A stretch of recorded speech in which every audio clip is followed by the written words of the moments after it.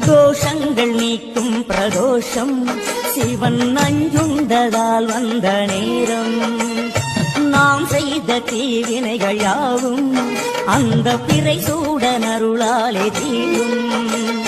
நாதனின் விடையாக நந்தியின் கொம்பிடையில் சிவனாடும் நேரம் இது. சிவன் வரும் சுகமான நேரம் இது.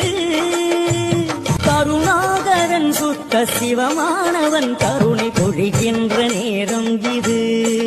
வரம் தருகின்ற நேரம்